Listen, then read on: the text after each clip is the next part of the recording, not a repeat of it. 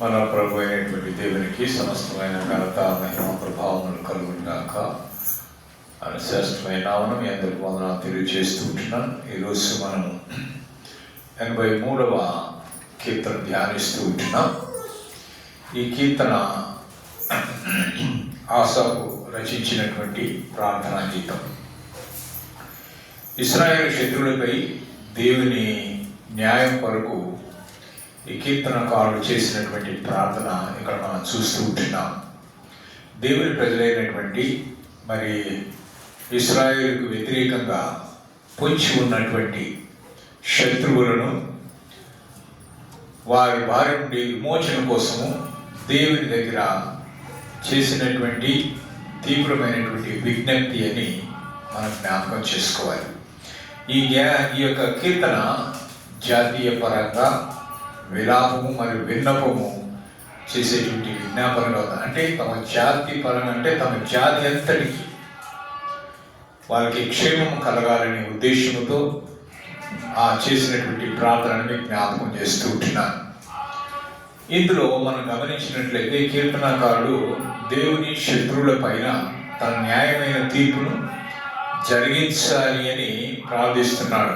దాని ద్వారా ఆయన యొక్క సార్వభౌమ అధికారం ప్రపంచంలో ఉన్నటువంటి వారందరూ కూడా తెలుసుకోవాలని ఈ కీర్తనకారుడు ఆశిస్తూ ఉంటున్నాడు. ఈ కీర్తన భాగాన్ని మనము 3 ప్రధాన భాగాలుగా విభజించవచ్చు. మొదటిగా మనం చూసినట్లయితే ఈ 83వ కీర్తన 1 నుంచి 4 వచనాలు కీర్తనకారుడు చేసినటువంటి దేవునికి చేసినటువంటి విజ్ఞప్తి. కనుక కీర్తనకారుడు ఏమంటున్నాడంటే మౌనముగా ఉండవద్దని దేవుణ్ణి కోరుకుంటున్నాడు.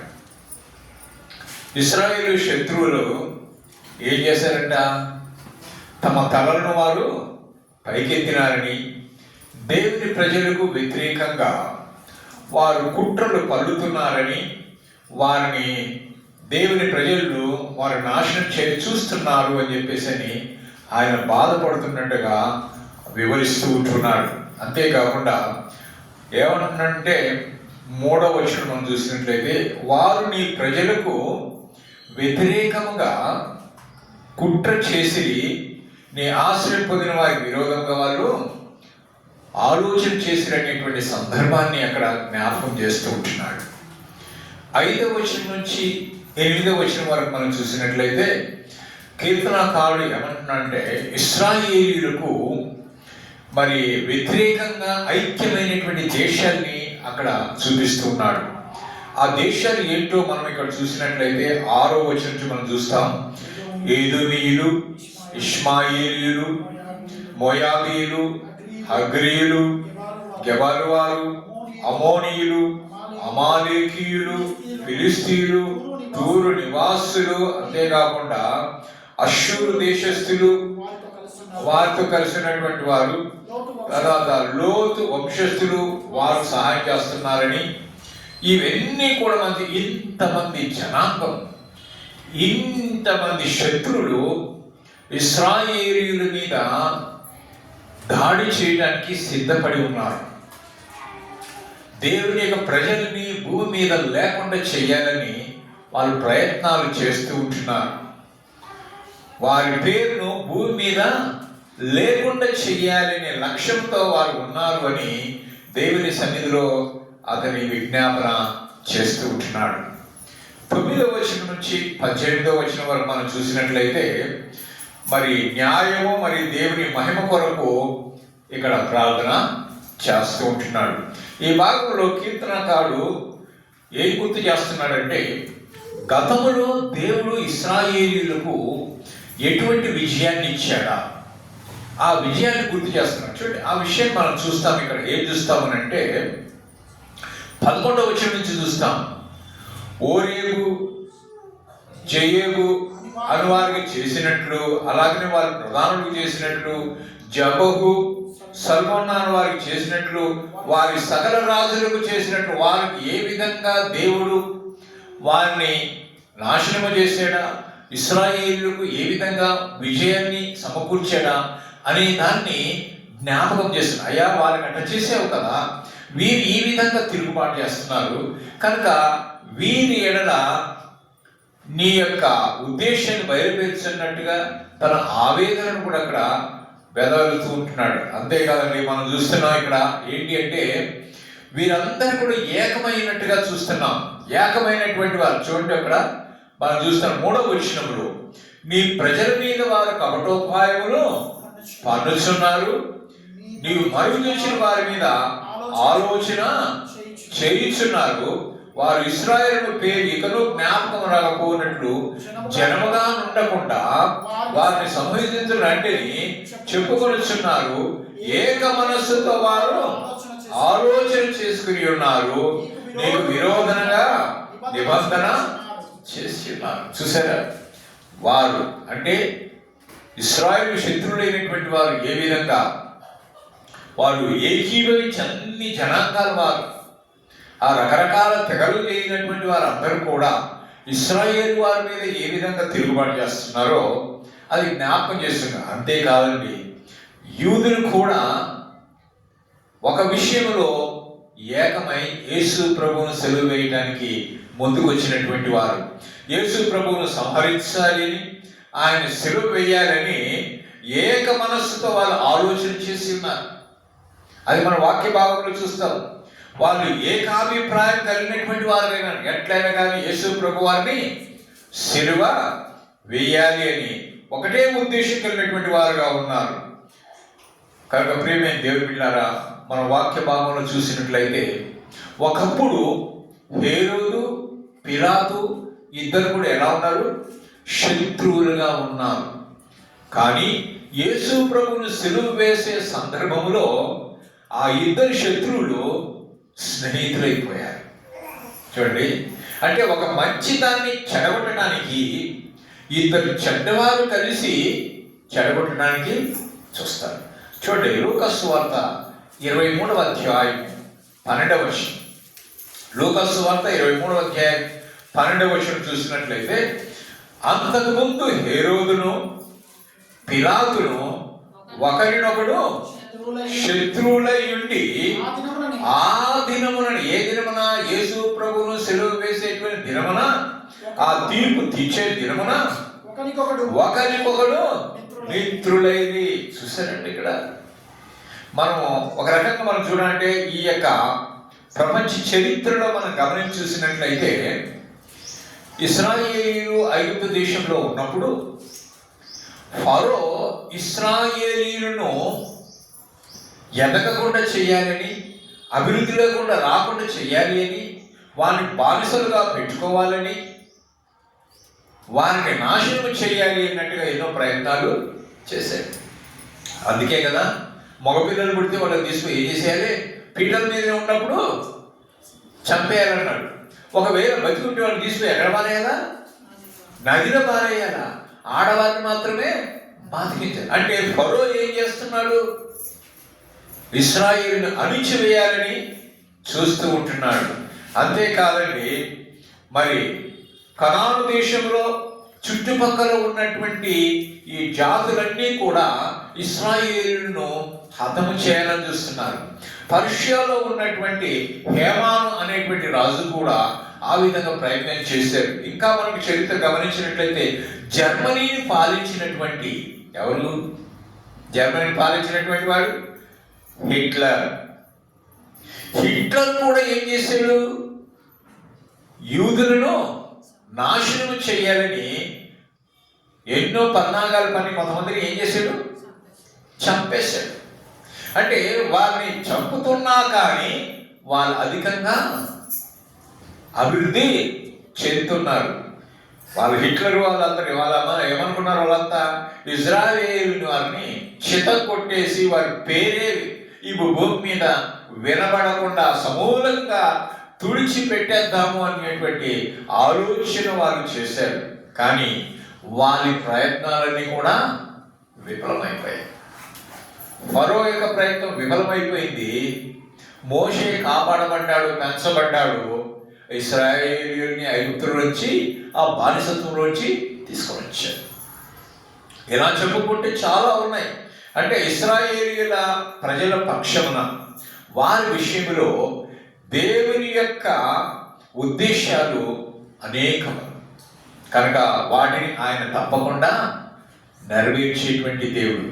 ఆయా కాలాలలో ఆయా వ్యక్తులను ఆయా జాతుల వారిని యేసుక్రీస్తును అనుసరించేటువంటి వారిని సమూల నాశనం చేయాలని ప్రయత్నాలు చేస్తున్నారు, చేసినారు కూడా. అవునా కదా? విశ్వాసులైనటువంటి వారిని ఏం చేశారు? స్టేడియంలో వాళ్ళని పంపించేసి అందరు చుట్టూ ఉంటే సింహాలను వదిలేశారు. అంటే ఆ విధంగా నాశనం చేయడానికి ప్రయత్నాలు చేశారు. ఇప్పుడు కూడా అనేక విధాలుగా విశ్వాసులకు ఏం జరుగుతుంది? హింసలు జరుగుతున్నాయి, ఇబ్బందులు పెడుతున్నారు, కష్టాలు పెడుతున్నారు, అవమానాలు కలుగజేస్తున్నారు, ఎన్నో రకాలుగా వారిని హింసిస్తున్నారు. అయినా విశ్వాసులు తమ విశ్వాసాన్ని వదలకుండా విడవకుండా తమ నమ్ముకున్నటువంటి యేసయ్య మీద ఆధారపడి వారు ఏం చేస్తున్నారు? మా ప్రాణాలు పోయినా పర్వాలేదు. అలనాటి ఆది క్రైస్తవులు వాళ్ళ ప్రాణాన్ని కూడా దేవుని కోసము త్యాగం చేశారు. ఈనాడు కూడా చాలా మంది కూడా ఆ విధంగా హతసాక్షులు అవుతూనే ఉంటున్నారు.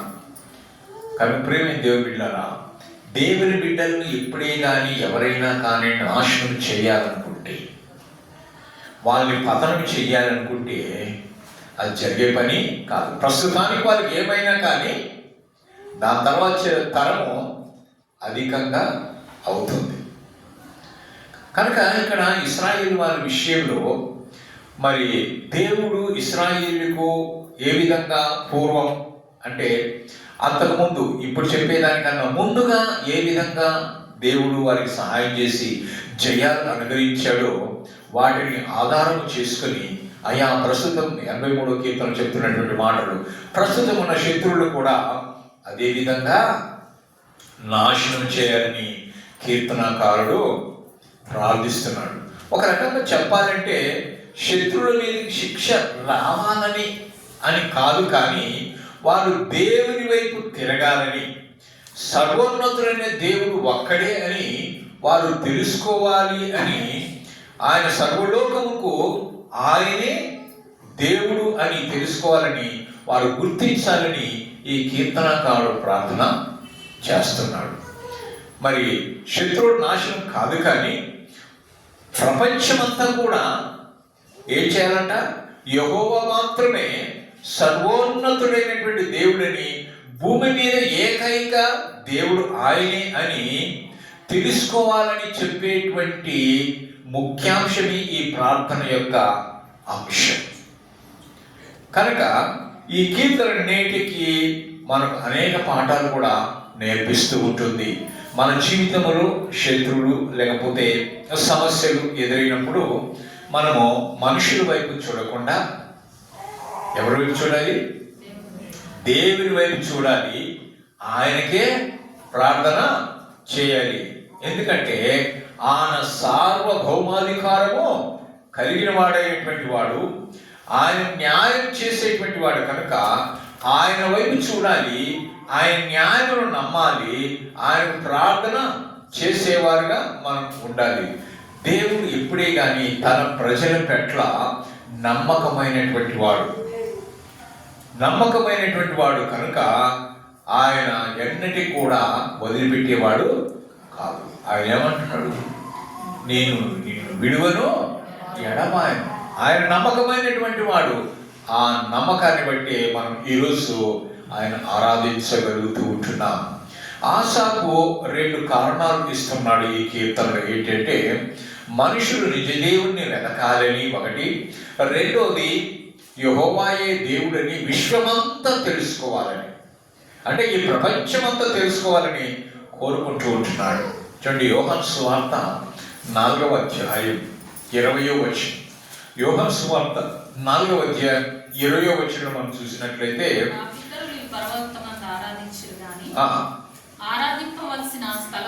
ఆరాధించవలసిన స్థలము యెరూషలేములో ఉన్నదని మీరు చెప్పుదురని ఆయనతో అనగా యేసు ఆమెతో ఇట్లా అమ్మ ఒక కాలం వస్తున్నది, ఆ కాలమందు ఈ పర్వతం మీద నేను యెరూషలేములోనైనను మీరు తండ్రిని ఆరాధింపరు. నా మాట నమ్ముము. మీరు మీకు తెలియని దానిని ఆరాధించువారు, మేము మాకు తెలిసిన దాన్ని ఆరాధించువారు రక్షణ నీతి నుండి కలుగుతున్నది.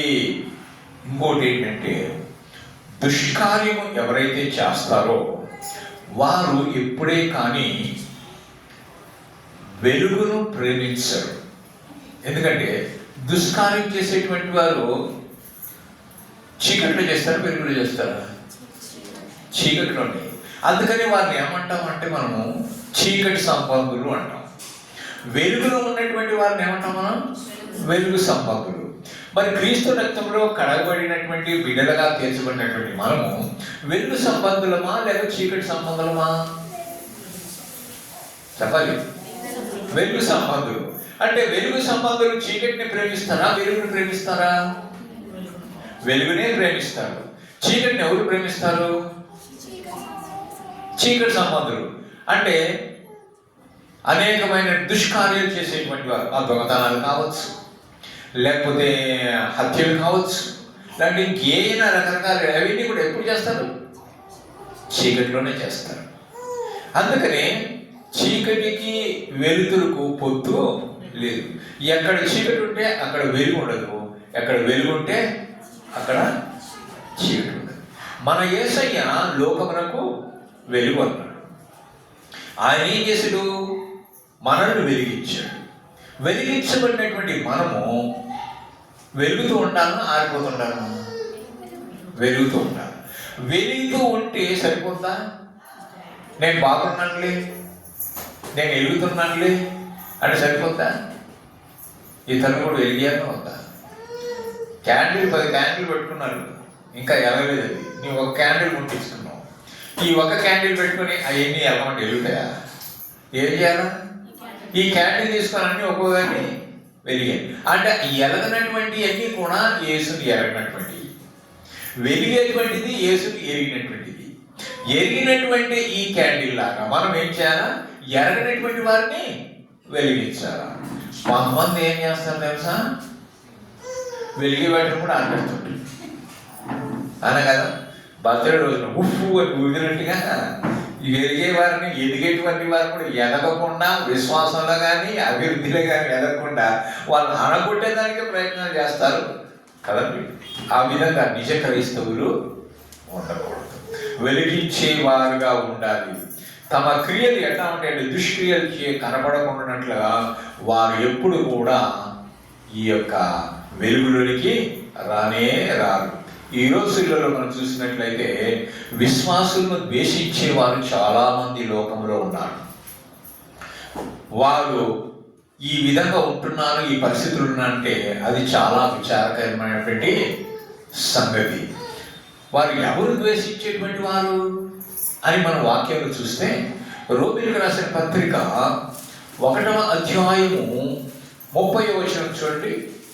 రోమీయులకు రాసిన పత్రిక 1వ అధ్యాయము 30వ వచనంలో మనం చూస్తాం. అదేనంట, కొండెగాండ్రును, అపవాదకులను, దేవదూషకులను, హింసకులను, అహంకారులను, బింకములాడువారును, చెడ్డవాడిని కల్పించువారును, తల్లిదండ్రులకు అవిధేయులను, అవివేకులను, ఇలా చెప్పుకోతే చాలా ఉన్నారు. 31వ వచనం కూడా ఉన్నారు, చాలా మంది ఉన్నారన్నమాట. కాబట్టి మనము వీరిని గుర్తు చేసుకున్నప్పుడు వారందరూ ద్వేషించేవారుగా ఉన్నారు.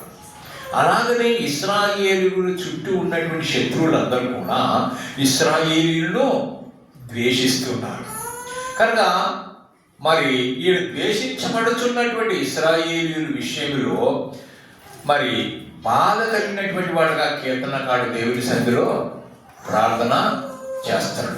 అదే విధంగా ఇంకొక ఆలోచన ఏం కలిగి ఉన్నాడంటే, ఆ బాధ కలిగించేటువంటి శత్రువులైనటువంటి వారు మారు మనసు పొందాలి అని. మనము కూడా మన ఎడల ఎవరైనా అపరాధం చేసినా, కీడు చేసినా, ఏదైనా చేసినా కానీ మనం ఏం చేయాలి? వారు మారు మనసు పొందాలని మనము ప్రార్థన చేసేవారు కదా. యేసు ప్రభు వారు సేవలు ఏమన్నా, తండ్రి వీరేమి చేస్తున్నారో వీరు ఎదుగులు కనుక వీరిని క్షమించున్నాడు. ఆ క్షమాబుద్ధిని మనము కూడా కలిగి ఉండాలి. అందుకని ఇక్కడ కీర్తనకారుడు ఏం చేస్తున్నాడు అంటే, ఆయన పగబట్టి మానవపరమైనటువంటి ప్రతీకారం సాధించాలనేటువంటి తలంపుతో ఈయన ఇక్కడ ప్రార్థించడం లేదు, కానీ దేవునికి మహిమ కలగాలని, దేవుని వెతికి ఆయన్ని తెలుసుకునేవారుగా అందరికీ మేలు జరగాలని ఆశిస్తూ ఆయన ఈ యొక్క విజ్ఞాపన చేస్తున్నాడు. ఆయన ఆశ 18వ వచనంలో కనిపిస్తుంది. 83వ కీర్తన 18వ వచనం కనిపిస్తుంది. యెహోవా అను నామము ధరించిన నీవు మాత్రమే సర్వలోకమును మహోన్నతుడు అని వారు ఎరుగుదురుగాక. ఎవరు ఎరుగుదురుగాక? తమ శత్రువులైనటువంటి వారు ఎరగాలి. ఈరోజు క్రైస్తవులు హింసించబడుతున్నారంటే ఎవరి కోసం వాళ్ళు హింసించబడుతున్నారో ఆ యేసును అందరూ కూడా తెలుసుకోవాలి కదండి. అటువంటి గొప్ప దేవుణ్ణి మనం కలిగిన, అందుకని ఈ కీర్తనకారుడు ఆ విధంగా దాన్ని ముగిస్తూ ఉంటున్నాడు. ఏమని ముగిస్తూ ఉంటున్నాడు అని అంటే, యెహోవా అను నామము ధరించినటువంటి నీవు మాత్రమే, నీవు తప్ప ఇంకెవరు కూడా స్తుతి స్తోత్రములకు అర్హులు కాదు. నీవు తప్ప లోకములోకి ఏ దేవుడు లేడు, గొప్ప దేవుడు, మహోన్నతుడు అని కీర్తనకారుడు ఇక్కడ చెప్తున్నాడు. అంటే గొప్ప దేవుడిని కలిగి ఉన్నటువంటి మనము మరి ధన్యులమా కాదా? కదా, ధన్యులమే కదా. మనం ధన్యులనంటే మనం ధన్యకరమైన జీవితం జీవించాలని దేవుడు కోరుకుంటున్నాడు. కనుక మనము కూడా ఇతరుల కోసం వాళ్ళ మార్పు రావాలని, వాళ్ళ యొక్క దుర్మార్గతను వదిలిపెట్టాలని, వారి యొక్క దుష్కార్యాలను వదిలిపెట్టాలని, ఆ చీకటిలో నుంచి వెలుగులోనికి రావాలని, శత్రువులు ప్రేమించేవారుగా వారు మార్చబడాలని మనం ప్రార్థన చేయుగాక. ఆమేన్.